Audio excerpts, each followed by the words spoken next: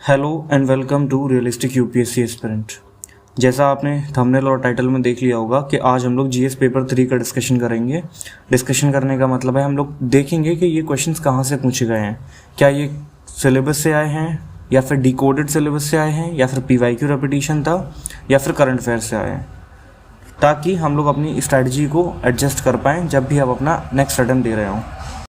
लेकिन एक छोटा सा नोट स्टार्ट करने से पहले हम लोग इस वीडियो में बात करेंगे कि ideally how should we have behaved in our exam 2023 mains, क्योंकि हमें यही तो प्रैक्टिस करना है कि जो चीज़ हम लोग घर पे बैठ के फील कर रहे हो वही बैठ के फील करें एग्जाम एनवायरनमेंट में, बिना किसी पैनिक के एग्जैक्टली चिल होके आंसर लिख पाएँ। तो हम लोग बात करेंगे आइडियल होने की, ठीक है, क्योंकि हमें आइडियल बनना है तो वही हमें मास्टर करना है। बिकॉज ये हमें बताएगा कि देखो आइडियलिस्टिक अगर हम हो पाते हैं जितना पॉसिबल है तो उससे हमारे कितने मार्क्स बढ़ सकते हैं, ये चीज़ें हमें पता चलेंगी। काम माइंड के साथ अगर हम क्वेश्चन को सॉल्व करेंगे तो हम हर क्वेश्चन में आधे से एक नंबर ज़्यादा लेके आ सकते हैं। तो ये हमें मास्टर करना पड़ेगा। अब हम लोग अपना स्टार्ट करते हैं। ये है हम लोग का GS 3 का क्वेश्चन पेपर। पहला क्वेश्चन देखते हैं इसका। पहला क्वेश्चन है faster economic growth requires increased share of manufacturing sector in GDP particularly of MSMEs, comment on present policies of government in this regard. देखो MSME के ऊपर क्वेश्चन आ गया, MSME के ऊपर क्या पॉलिसीज रही हैं गवर्नमेंट की।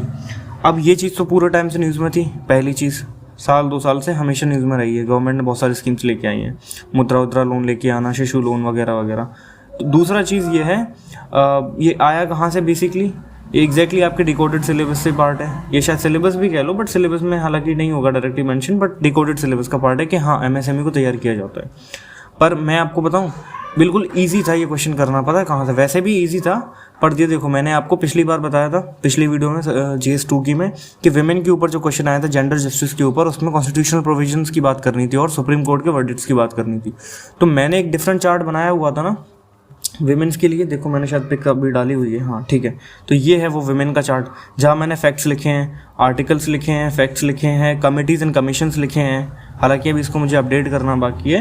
एक्ट्स एंड लॉज लिखे हैं जो स्टैट्यूट्स है, गवर्नमेंट के एफर्ट्स एंड कमिटमेंट्स लिखे हैं, सुप्रीम कोर्ट हाई कोर्ट के जजमेंट्स लिखे हैं।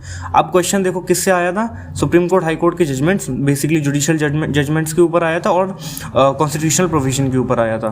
तो इसमें हम लोग आर्टिकल्स की सिर्फ इन 2 चीज़ों की मेंशन बात करना था हमें। पर क्वेश्चन तो ये भी आ सकता था ना, what are the acts and laws, या फिर अदर गवर्नमेंट या फिर गवर्नमेंट के कमिटमेंट्स हैं फॉर प्रोवाइडिंग या डिलीवरिंग जेंडर जस्टिस। तो कहीं से भी क्वेश्चन आ जाए, आपको इस तरीके के डॉक्यूमेंट बनाने पड़ेंगे। पॉइंट ये है, देखो मैंने विमेन के ऊपर बनाया है, सेम मैंने चिल्ड्रंस के ऊपर बनाया है, ओल्ड के लिए, SC/ST के लिए, माइनॉरिटीज़ के लिए, PWD के लिए, पता है। और ये देखो ये क्या लिखा है MSME, इस पर भी एक क्वेश्चन आ गया। देख लो मेरे इन 25-30 पेज के डॉक्यूमेंट से, सिर्फ 25 पेजेस के डॉक्यूमेंट से 2 क्वेश्चन तो डायरेक्टली दिख रहा है मुझे अभी। ये होती है पावर ऑफ प्रेडिक्टिंग एंड सही स्ट्रैटेजी, सही पीवाईक्यू एनालिसिस की पावर। MSME में देखो जो क्वेश्चन पूछा है मेरे पास सारी चीज़ें हैं। MSME के ऊपर सबसे पहला तो डेटा 30% ऑफ GDP कंट्रीब्यूशन करता है, चाइना में 60% करता है MSME। तो पहला तो हमें यही पता चल गया, यही पॉइंट हम लोग इंट्रोडक्शन में लिख सकते थे कि जो है चाइना में 60% जो चाइना का शेयर है वो MSME के थ्रू आता है, बट इंडिया में सिर्फ 30% है। 40% ऑफ आवर एक्सपोर्ट्स हैं जो कि MSME से हैं। जब कोई चीज़ 40% एक्सपोर्ट कर रहे हो तो फिर हमें उसको और आगे बढ़ाना चाहिए, बिकॉज इट हैज़ पोटेंशियल। देखो आर्टिकल्स के बारे में बात की है मैंने, कमिटीज़ एंड कमीशंस की बात की है, acts and laws, other government efforts. अब इसमें सुप्रीम कोर्ट के जजमेंट्स नहीं आएंगे ना, इसमें तो एफर्ट्स ही आएंगे गवर्नमेंट के, पॉलिसीज़ आएंगी, तो वो पॉलिसीज़ और अदर गवर्नमेंट एफर्ट में ही आ जाएंगी। PLI स्कीम हो गया या जो भी चीज़ें हैं, तो ये चीज़ें आपको ऐसे करना पड़ेगा। तो ये क्वेश्चन कहाँ से ईजिली डूएबल था, सेकेंड्स में आप लाइक स्ट्रक्चर बना के लिखना शुरू कर सकते थे। क्वेश्चन नंबर 2 पे आते हैं हम लोग। दूसरा है question, what is the status of digitalisation of Indian economy. ये क्वेश्चन, ये टॉपिक ही पूरा न्यूज़ में है हमेशा से ही, 2-3 साल से, जब से मोदी गवर्नमेंट पावर में आई है तब से सबको पता है कि डिजिटलाइजेशन काफ़ी हो रहा है। तो ये भी कहाँ से था, डिकोडेड सिलेबस का ही पार्ट है। इसके अलावा क्वेश्चन नंबर 3 पे आते हैं हम लोग। डिकोडेड सिलेबस का पार्ट पता है कैसे है, क्योंकि डिजिटल इंडिया कैंपेन वगैरह जो था, मिशन था, वो जो चीज़ें चल रही थी ना, बस वही तो लिखना था, इसमें और कुछ लिखना ही नहीं था। और जो चैलेंजेस आ रहे हैं वो लिख लो, डिजिटल लिटरेसी, ठीक है, डिजिटल लिटरेसी हो गया, और गैप हो गया, डिजिटल डिवाइड हो गया, ये सब चीज़ें डिस्कस करनी, जिसमें ज़्यादा कुछ था ही नहीं। क्वेश्चन नंबर 3 की बात करें, एग्जैक्टली फ्रॉम सिलेबस से आया है। ये भी क्वेश्चन देख लो, बिल्कुल सिलेबस का ही पार्ट है यार, और PYQ का भी रिपीटिशन देखो। How does E technology help farmers in production and marketing of agriculture. देखो प्रोडक्शन एंड मार्केटिंग पे तो बहुत सारे क्वेश्चन ऑलरेडी आ चुके हैं, और जब हम लोग वो क्वेश्चन लिखते हैं ना PYQ के, जब हम आंसर लिखते हैं तो हम लोग उसमें करंट जो चीज़ें हैं वो भी लिखेंगे ना, कि करंट टेक्नोलॉजीज कैसे हेल्प करेंगी, आर्टिफिशियल इंटेलिजेंस के थ्रू कैसे हेल्प कर सकते हैं। तो जिसने अभी मॉडल आंसर लिखा होगा उसने ये वाला सारा का सारा आंसर एग्जैक्टली प्रैक्टिस किया होगा। तो ई टेक तो वैसे भी खैर है। तो कितने PYQs हैं सिर्फ इस पर, चलो देखते भी हैं, और वैसे भी कितने हैं आपको दिखा भी दें। ये देखो, ये हमारा ई टेक्नोलॉजी वाला जो हो गया सिलेबस में जो मैंशनड है, सबसे पहली चीज़ तो डायरेक्टली कॉपीड है। दूसरा चीज़ क्वेश्चन हम लोग बात कर रहे थे, ये देखो, what are the main constraints in transport and marketing of agricultural produce in India. 2020 का ही क्वेश्चन है, कोई ज़्यादा पुराना क्वेश्चन नहीं है, तो इसमें हम लोग लिख लेते हैं। हालांकि इसमें हम लोग ई टेक नहीं लिखते, बट ई टेक के कुछ पॉइंट्स आ जाते। What are the main bottlenecks in upstream downstream of marketing of agriculture products. इसमें भी ई टेक प्रॉपरली नहीं लिखते, बट कुछ पॉइंट्स आ जाते। तो कुछ पॉइंट्स करके ही तो हमें बहुत सारे पॉइंट्स मिल रहे हैं ना। हो गया ना इजीली, PYQ रेपिटेशन हो गया ये। अब आप लास्ट में काउंट कर लेना, तो वीडियो को दोबारा देखिए कि कितने PYQs का रेपिटेशन है और कितना डायरेक्टली सिलेबस से आया और कितना करंट अफेयर से आया। करंट अफेयर वाला पॉइंट मैं आपको लास्ट में बताऊंगा, बहुत इंपॉर्टेंट पॉइंट है। पॉइंट क्वेश्चन नंबर 4 पे आते हैं। State the objectives and measures of land reforms in India. क्वेश्चन आ गया लैंड रिफॉर्म्स के ऊपर के ऑब्जेक्टिव क्या है और उसको कैसे परस्यू किया गया। What were the measures. Discuss how land ceiling policy on land holding can be considered as an effective reform. Basically land reform के मेजर्स की बात करिए, 2 पार्ट हैं, दूसरे पार्ट में लैंड सीलिंग के बारे में बात की गई है, कितना इफेक्टिव रहा है वो। तो क्या कह सकते हैं यार, PYQ रिपीटिशन है, लेकिन इनसे आसान क्वेश्चन क्या ही आ सकते हैं। ये देखो, establish relationship between land reforms, 2013 का क्वेश्चन है, ठीक है, जब सिलेबस चेंज होता है। Agricultural productivity and elimination of poverty, तो पहला पॉइंट। आप सिर्फ क्वेश्चन से देखो 3 पॉइंट निकाल सकते हो और नेक्स्ट देख लो, right to fair compensation of transparency land acquisition, 2014 में ये भी लैंड रिफॉर्म्स के बारे में बात कर रहा है। 2015 में ये भी लैंड रिफॉर्म के बारे में बात कर रहा है। 16 में भी लैंड रिफॉर्म, 2021 में भी लैंड रिफॉर्म के बारे में बात कर रहा है। How did land reforms in some part of country help to improve the socio economic condition of marginal and small farmers. तो कितने सारे जब PYQ रेपिटेशन हैं तो क्या ही कह सकते हैं। ये है आपका वो पिक्चर जो क्लियर दिख रहा है अब, ठीक है। तो इतने सारे लैंड रिफॉर्म्स के ऊपर क्वेश्चन है, तो ये भी PYQ रेपिटेशन और इजीली किया जा सकता था। क्वेश्चन नंबर 5 पे आते हैं हम लोग। Introduce the concept of artificial intelligence. Like अब इससे आसान क्या होगा यार, आर्टिफिशियल इंटेलिजेंस तो हमेशा से न्यूज़ में ही रहा। How does AI help in clinical diagnosis. अब लोग कहेंगे यार ये चीज़ टफ है, ये थोड़ी कोई प्रोडिक्ट कर सकता था कि क्लिनिकल डायग्नोसिस कैसे करेंगे। Do you perceive any threat to privacy of individual in case of use of AI in health care. Question पूरा AI और हेल्थ केयर के रिलेशनशिप से। देखो मेरे नोट्स, ना सिर्फ मेरे नोट्स बट टॉपर्स के नोट्स। मैं बार बार क्यों कहता हूँ कि टॉपर्स के नोट्स आपको यूज़ करने चाहिए।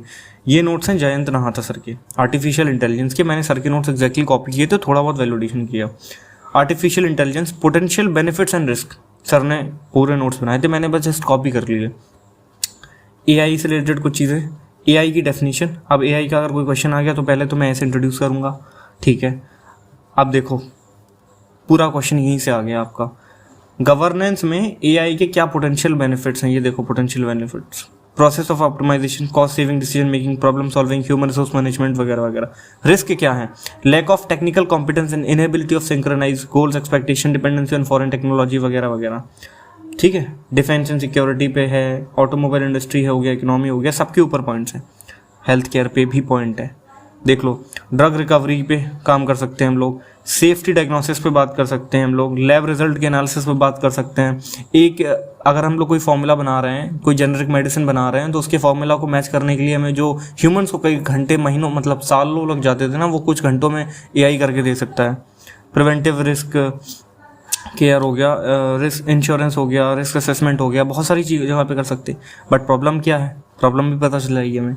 तो ये होता है इसका इंपॉर्टेंस, और चीज़ें ऐसे ही प्रिपेयर की जाती हैं। कोई अगर बड़ी टेक्नोलॉजी है तो ब्रॉड सोचो, ठीक है। अगर कोई भी टेक्नोलॉजी है उसके ब्रॉड इम्प्लीकेशंस देखो। अगर बायोटेक्नोलॉजी है तो बायोटेक्नोलॉजी में सिर्फ एग्रीकल्चर और बायोफ्यूल पे अटक के ना रह जाओ, बायोटेक्नोलॉजी की बिल्कुल ब्रॉड यूजेस सोच के देखो ये क्या पॉसिबल है। क्वेश्चन नंबर 6 पे आते हैं हम लोग। तो क्वेश्चन नंबर 5 भी बहुत ईजी था ना, देख लिया आपको कैसे करना था। इसका लेसन खुद ले लो, मैं नहीं बता रहा हूँ उससे क्या सीखना है, कोई खुद सीखो इस क्वेश्चन से, क्वेश्चन नंबर 5 से, और मैंने जो आपको नोट सिखाया उससे क्या सीखा आपने। क्वेश्चन नंबर 6 पे आते हैं। ये भी डिकोडेड सिलेबस का पार्ट है। Discuss several ways in which micro organisms can help in meeting the current fuel shortage. Fuel shortage basically बात हो रही है बायोफ्यूल्स के ऊपर, माइक्रो ऑर्गेनिज्म कैसे हेल्प करेंगे, तो बायोटेक्नोलॉजी वाला पार्ट इसमें थोड़ा सा लिंक हो जाएगा। तो है तो डिकोडेड सिलेबस का ही पार्ट ना। अब भले ही आप इसको कंप्लीटली नहीं कह सकते हो, बट ठीक है, आधे से ज़्यादा क्वेश्चन आप डायरेक्टली लिख सकते हो और आपने प्रिपेयर किया होगा। क्वेश्चन नंबर 7 की बात करते हैं। ये भी आपका डिकोडेड सिलेबस से हो गया। क्वेश्चन देख लो, डैम फेलियर करंट अफेयर का क्वेश्चन है प्योरली, और ऑलवेज कैटास्ट्रॉफिक। ठीक है, थोड़ा सा पार्ट नहीं होगा, बट डैम फेलियर के देखो पूरा पार्ट तो नहीं है डिकोडेड सिलेबस से, या फिर एग्जैक्टली आपको पता होगा, बट देखो क्या क्या आपको पता हो सकता है इस क्वेश्चन का। डैम फेलियर के बारे में आपको पता होगा ना कि डैम फेलियर से क्या प्रॉब्लम होती है। पहला पार्ट तो ये डील हो गया। दूसरा पार्ट क्वेश्चन का क्या कहता है, एनालाइज करो various causes of dam failure, कारण क्या है, ये भी पता होगा, इसके भी आपके नोट्स बने होने चाहिए। डिजास्टर मैनेजमेंट ऐसा सब्जेक्ट है भाई, डैम फेलियर उसका एक इंपॉर्टेंट टॉपिक है। तीसरा पार्ट देखो, give 2 example of large dam failures. ठीक है, पूरे वर्ल्ड में से किसी को भी दे दो ना। अभी रिसेंटली वो हुआ था यूक्रेन में, यूक्रेन और रशिया एक दूसरे के ऊपर इल्ज़ाम लगा रहा है कि लाइक आपने वो डैम को जो है डिस्ट्रक्ट कर दिया, इससे फ्लड्स आ गए काफ़ी उस पूरी यूरोपियन एरिया में, उस वाले एरिया में। तो कहीं के भी आप एग्जांपल लिख सकते थे। तो वैसे भी डिजास्टर मैनेजमेंट के लिए आप लोग प्रिपेयर करते हैं ना, तो ये भी क्वेश्चन ईजी था ना, डिकोडेड सिलेबस का पार्ट था। क्वेश्चन डिकोडेड सिलेबस का पार्ट कैसे था, यूपीएससी ने कुछ नहीं लिखा कि आपको किस डिजास्टर के ऊपर अपने नोट्स तैयार करने हैं, वो आपको पता करना पड़ेगा किस डिजास्टर पे तैयार करने हैं नोट्स। और डिकोडेड सिलेबस की वीडियो यूट्यूब पे पड़ी है, जाओ देख लो, पता चल जाएगा। मैंने डिजास्टर मैनेजमेंट को एक्सप्लिसिटली डील किया हुआ है कि कितने टाइप के डिजास्टर्स आपको कैसे कैसे डिकोड करने हैं। क्वेश्चन नंबर 8 पे आते हैं, व्हाट इज ऑयल पोल्यूशन। देखो पूरा ऑब्वियसली बात है डिकोडेड सिलेबस से नहीं है, बट बहुत हद तक लाइक आई वुड 70% क्वेश्चन आप प्रेडिक्ट किया है, पॉसिबल है। What are its impact, basically oil pollution की बात हो रही है और उसका इम्पैक्ट क्या है मरीन इकोसिस्टम के ऊपर। हम लोग सारे पोल्यूशन पढ़ते हैं, एयर, वाटर एंड अपना लैंड पोल्यूशन। इसके अलावा आजकल और कौन से, न्यूक्लियर पोल्यूशन और e waste pollution, radio active pollution. ठीक है, तो ये सारे पोल्यूशन भी तो हम लोग पढ़ रहे हैं। और सिमिलरली ऑयल पोल्यूशन क्या है, बेसिकली एक फॉर्म है मरीन पोल्यूशन का या फिर वाटर पोल्यूशन का। बस हमें कुछ और पर्टिकुलर पॉइंट्स थोड़े से इसमें ऐड कर रहे हैं, तो और इजीली डुएबल क्वेश्चन था, ये भी डिकोडेड सिलेबस का ही पार्ट था। क्वेश्चन नंबर 9 पे आते हैं, ये भी डिकोडेड सिलेबस से पार्ट है, और सिलेबस से क्या आपके नोट्स से पार्ट है यार, नोट्स का पार्ट है ये। Winning of hearts and minds, ठीक है, इन terrorism affected areas in essential step वगैरह वगैरह। ठीक है, पॉइंट ये है कि हार्ट्स एंड माइंड स्ट्रेटजी के बारे में डिस्कस करना है हमें, कैसे हम लोग इसको इम्प्लीमेंट कर पाएंगे जम्मू एंड कश्मीर के रेजोल्यूशन में। इस पर्टिकुलर पूरी स्ट्रेटजी पे ना गवर्नमेंट ने अपनी वेबसाइट पे पूरा का पूरा एक पेज छापा हुआ है। दूसरा चीज़ हम लोग इसके ऊपर नोट्स भी बनाते हैं बहुत सारी स्ट्रेटजीज के ऊपर, तो उसमें से एक स्ट्रेटजी है विनिंग हार्ट्स एंड माइंड्स, जो कि हम लोग ने कहाँ इंप्लीमेंट की थी, पहले हम लोगों ने इस स्ट्रेटजी को इम्प्लीमेंट किया था दंतेवाड़ा डिस्ट्रिक्ट में, जो भी नक्सल अफेक्टेड एरियाज थे। तो सिमिलरली अब उससे हमें बहुत सारे बेनिफिट्स मिले, तो सेम चीज़ हम लोग सोच रहे हैं कि जम्मू एंड कश्मीर को इम्प्लीमेंट करना है। तो बेसिकली कुछ ज़्यादा नहीं है, बस उन्हीं सारे पॉइंट्स को, उसी सारे सेम मॉडल को आपको यहाँ पर रेप्लिकेट करना था, और ईजिली क्वेश्चन डुएबल था, आपके सिलेबस का ही पार्ट था। क्वेश्चन नंबर 10 पे आते हैं, द यूज़ ऑफ UAVs। देख लो यार, लाइक क्या ईजी क्वेश्चन आ रहे हैं इस पर, देख रहे हो आप। आइडियलिज्म की बात कर रहा हूँ मैं, बिकॉज आइडियलिस्टिक होना पड़ेगा, इजी क्वेश्चन ही हैं ये। UAVs by our adversaries across the border to ferry. ठीक है, बेसिकली यूज़ बताया गया है, ड्रोन्स का कैसे यूज़ कर रहे हैं जो हम लोग के हॉस्टाइल नेबर्स हैं वेरियस इलीगल एक्टिविटीज़ को परस्यू करने के लिए।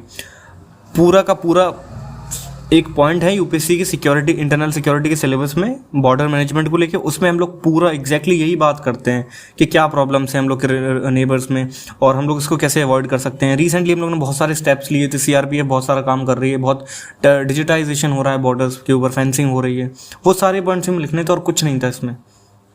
और PYQ का रेपिटेशन हुआ है, देखो कैसे। आई होप के क्वेश्चन मैंने डाला हो वो ये है हमारा question. Impact of non implementation, I guess, let me just check it out. Border management को लेकर क्वेश्चन नंबर 14 देखो, cross border crimes, way to deal them. बस 6 बार क्वेश्चन आ चुका है, देख रहे हो, $6, कम से कम 6 बार क्वेश्चन आया है पिछले 10 ईयर्स में। इसका मतलब क्या है, बॉर्डर मैनेजमेंट प्रिपेयर कर लो, आपका वो क्वेश्चन ईजिली पॉसिबल था। और नक्सलिज्म के ऊपर देख लो, region why Naxalism, why still present, strategies to tackle left wing extremism, इसी में हम लोग बात करते हैं winning hearts and mind strategy को। बस सिमिलरली इसी चीज़ को हमें इंप्लीमेंट करना है नॉर्थ ईस्ट में और अपना जम्मू एंड कश्मीर में। क्वेश्चन बहुत प्रेडिक्टेबल थे और आपके एग्जैक्टली सिलेबस से आए थे, अगर आपने सही से 2-3 साल तैयारी कर ली है। नेक्स्ट हम लोग क्वेश्चन पे, आई होप मैंने कोई क्वेश्चन छोड़ा नहीं हूँ। एम्प्लॉयमेंट वगैरह को लेके क्वेश्चन अभी तो कुछ नहीं छोड़ा है, ठीक है। हाँ, क्वेश्चन नंबर 11 पे आते हैं अब हम लोग। Most of the unemployment in India is structural in nature. PYQ का इंपॉर्टेंस अभी पता चलेगा। एग्जामिन करो methodology adopted to compute unemployment, ठीक है। मेथोडोलॉजी बताना है हमें, और अनएम्प्लॉयमेंट जो है स्ट्रक्चरल क्यों है। सजेस्ट करो इम्प्रूवमेंट, बस ये भी डिकोडेड सिलेबस का पार्ट है, प्लस PYQ का रेपिटेशन है। देखो मैं क्यों कहता हूँ 10-20 साल के आपको PYQ एनालिसिस करने चाहिए, इस वजह से कहता हूँ। ये देखो 2005 में UPSC ने क्वेश्चन पूछा था स्ट्रक्चरल एम्प्लॉयमेंट के ऊपर। मैं आपको बताया था ना, मैंने आपको डिकोडेड सिलेबस के पार्ट में कि आपको, और मेंस PYQ के पार्ट में, मेंस PYQ एनालिसिस के पार्ट में, कि आपको कैसे इनको एनालिसिस PYQs का यूज़ करना है। कि जब आप नोट्स बना रहे हो ना, तो आप हर डायमेंशन को कवर करो। पिछले 20 साल में जो डायमेंशन पूछी गई हैं, अब इसमें एक डायमेंशन थी स्ट्रक्चरल एम्प्लॉयमेंट। तो अगर आपने स्ट्रक्चरल एम्प्लॉयमेंट अपने सिलेबस में कीवर्ड मेंशन किया होता तो आप इसके ऊपर नोट्स बना पाते। और हालांकि वैसे इतना टफ नहीं है, आप वैसे भी लिख सकते हो स्ट्रक्चरल एम्प्लॉयमेंट क्या है। डिस्गाइज अनएम्प्लॉयमेंट, तो ये भी करना था। डेमोग्राफिक डिविडेंड, ये भी क्वेश्चन है, ठीक है। ये सारे क्वेश्चंस ये मान के चलो आप अनएम्प्लॉयमेंट से रिलेटेड हैं, तो PYQ का रिपीटिशन हो गया। और अनएम्प्लॉयमेंट तो बहुत ज़्यादा इंपॉर्टेंट टॉपिक है, अभी 2 साल पहले क्वेश्चन आया था, ठीक है। और अरे 2 साल पहले क्या, GS1 में भी एक क्वेश्चन है अनएम्प्लॉयमेंट और इकोनॉमिक ग्रोथ को लेके, सॉरी ह्यूमन रिसोर्स को लेके, तो वो एक तरीके से अनएम्प्लॉयमेंट का पार्ट ही है।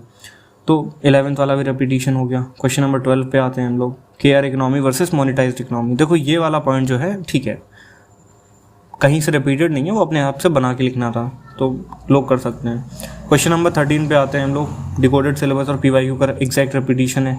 Changes in cropping pattern in India in context of changes consumption pattern and marketing conditions.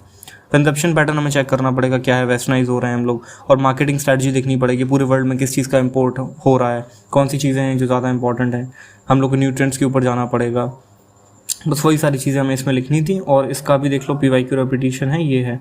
Emphasise why, how has the emphasise on certain crops brought about changes in cropping pattern. अब इससे ज़्यादा like क्या easy है, देख रहे हो ना आप, एग्जैक्टली सेम क्वेश्चन को रिपीट किया गया है, बस लैंग्वेज को हल्का सा चेंज किया गया है। The emphasis on millet production and consumption, बस मिलेट्स के बारे में स्पेशल एम्फेसिस था, लेकिन 2 पार्ट है ना इस क्वेश्चन के, और 15 मार्क का क्वेश्चन है, तो क्वेश्चन वही है, डुएबल था।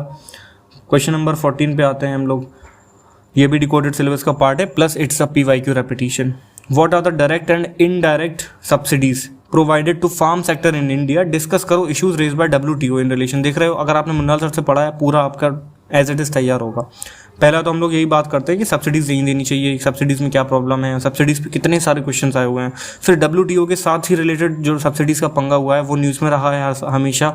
इस पिछले साल भी था, 2021 में भी था, 2020 में भी था, हमेशा न्यूज़ में था, और क्वेश्चन भी आ चुका है। तो ये भी एग्जैक्टली रिपीटेड क्वेश्चन है। अब आप जोड़ लो कितने क्वेश्चंस को PYQ से डायरेक्टली रिपीट किया गया है इसी पेपर में से, GS3 में इतना रिपीटिशन है कि आप सोच भी नहीं सकते यार। तो पॉइंट इतना है कि PYQ एनालिसिस के बिना मत आगे बढ़ना। नेक्स्ट हम लोग आते हैं अपने क्वेश्चन नंबर 15 के ऊपर sorry, the adoption of electric vehicles. अब देख लो, इलेक्ट्रिक व्हीकल्स के ऊपर बात हो रही है, उसको कैसे हम लोग और इम्प्लीमेंट करेंगे, उसके बेनिफिट्स क्या हैं। तो क्या कह सकते हैं यार, इतना इजी क्वेश्चन कब से न्यूज़ में रहा है, 2021 पूरा न्यूज़ में रहा। EV व्हीकल्स, जो इलेक्ट्रिक व्हीकल्स से बेसिकली उनमें आग लग जाने के कितने सारे इंसिडेंसेस हुए थे, तब हम लोग डिस्कस कर रहे थे इन सारी चीज़ों के बारे में। तो चीज़ें क्या हैं, प्रेडिक्टेबल थी। तो अब आपको मैं एक पॉइंट बता दूँ, एक लेसन जो मैं लास्ट में डिस्कस नहीं करूँगा। लेसन ये है कि आप एक चीज़ नोटिस कर पा रहे हो कि जितने भी क्वेश्चन है ना, पिछले 1 साल के अंदर की करंट अफेयर के क्वेश्चन है मेंस में। EV को भी देख लो ना, तो न्यूज़ में रहा है पिछले 1 साल में, ठीक है ना, हर बार। अभी नितिन गडकरी जी भी एक नई बस को लॉन्च किए थे जो पूरी इलेक्ट्रिक व्हीकल थी। तो क्वेश्चन बस लाइक पॉइंट ये है कि 1 साल के करंट अफेयर के जो ब्रॉड टॉपिक्स हैं उन पे कंसाइज नोट्स बनाओ, तब जाके आपका कुछ प्रॉब्लम नहीं होगा और आपका इजीली डुएबल होगा, प्रेडिक्ट कर पाओगे आप, बेसिकली अच्छे से सॉल्व कर पाओगे। क्वेश्चन नंबर 16 पे आते हैं, ज़्यादा लंबा ना खींचते हुए। What is the main task of India's 3rd moon mission. अब लाइक क्या कहना यार, क्या इजी, चंद्रयान 3 के ऊपर क्वेश्चन आ गया, सबको पता था ना ये तो क्वेश्चन आएगा। क्वेश्चन नंबर 17 देख लो।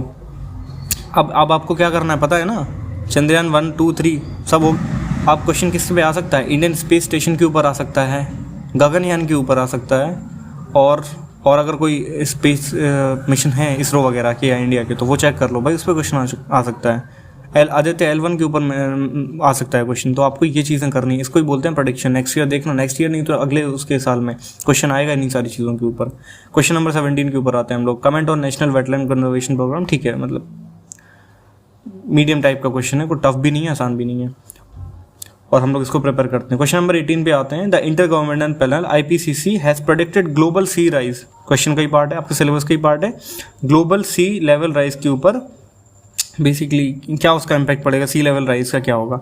बस इसमें थोड़ा सा स्पेसिफिक पूछ लिया कि इंडियन ओशन रीजन के ऊपर क्या पड़ेगा। हम लोग जनरली यूरोपियन कंट्रीज के ऊपर पढ़ते हैं, बट इसमें बात हो रही है इंडियन ओशन की, तो ठीक है, but it was also doable. ठीक है, बहुत इंपॉर्टेंट है। हम लोग ग्लोबल वार्मिंग हमेशा पढ़ रहे हैं। ग्लोबल वार्मिंग का एक इम्पैक्ट था कि ग्लोबल सी लेवल राइज होगा। ग्लोबल सी लेवल राइज होगा तो क्या हम लोग कुछ चीज़ें करनी चाहिए। यूरोप बात कर रहा है कि मल्टी बिलियन डॉलर क्या ह्यूमन हिस्ट्री का सबसे महंगा एक प्रोजेक्ट बनाने की बात कर रहा है कि डैम बनाना है, पूरे यूरोप के लेके बाउंड्री बना लो कि पानी यूरोप के अंदर एंटर ही ना कर पाए। तो ये चीज़ न्यूज़ में थी। क्वेश्चन नंबर 19 पे आते हैं हम लोग। What are the internal security challenges being faced by India. Like देख रहा हो एग्जैक्टली PYQ का रेपिटेशन हो गया यार। आप इससे क्या क्या चाहिए आपको, सिक्योरिटी चैलेंजेस क्या हैं, प्लस सेंट्रल एजेंसीज और इन्वेस्टिगेशन एजेंसीज कैसे इसको लाइक डील करती हैं, उनका रोल क्या है। कितना ईजी क्वेश्चन है, डायरेक्टली सिलेबस का पार्ट है, प्लस PYQ में भी आ चुका है। तो क्वेश्चन नंबर 20 ये भी देख लो, इजी क्वेश्चन है। बात हो रही है टेरर फंडिंग और मनी लॉन्ड्रिंग के ऊपर। ठीक है, सिंपल सा क्वेश्चन है। अभी रिसेंटली क्यों पूछा गया, क्योंकि अजीत डोभाल सर ने अभी रिसेंटली मीटिंग की हुई थी, एक सीक्रेट मीटिंग थी सारे के सारे इंटेलिजेंस हेड्स की। तो उसमें बात हो रही थी कि मनी लॉन्ड्रिंग को बंद करना है, टेरर फंडिंग को बंद करना है। और ये चीज़ें, टेरर फंडिंग अपने आप में काफ़ी इंपॉर्टेंट टॉपिक है, बहुत न्यूज़ में रहा है।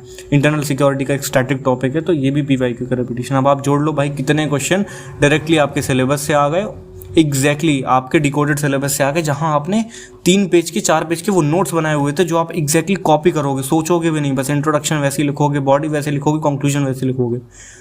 तो इतना प्रेडिक्टेबल अगर आपने कर लिया अपने एग्जाम को, तो समझ लो आप बिल्कुल सही ट्रैक पे चल रहे हो।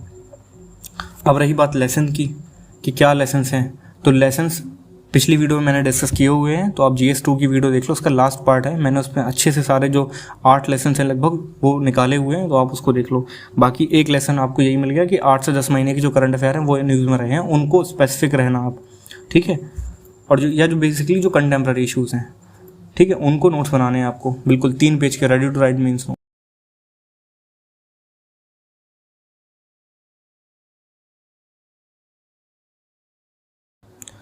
अब आप यहाँ तक अगर आ गए हो तो आई वुड से कि आप GS1 और GS2 के एनालिसिस की वीडियो भी देख लो, क्योंकि मैंने GS2 की वीडियो के लास्ट में डिस्कस किया हुआ है इससे क्या आप लेसन निकालोगे, तो वो वीडियो देख लो आप। इसके अलावा आपको और क्या करना है, आप ये वीडियो भी देखो, decoding UPSC syllabus and how to analyse PYQs, बहुत ज़रूरी है, क्योंकि आपने देख लिया इस वीडियो में कि PYQ एनालिसिस सिलेबस डिकोडिंग का मतलब क्या है, और लेसन के लिए लेसन्स क्या हैं, इंपॉर्टेंट लेसन्स क्या निकल के आ रहे हैं इस मेन से, उसको देखने के लिए GS2 की वीडियो देख लो, उसका लास्ट वाला पार्ट है।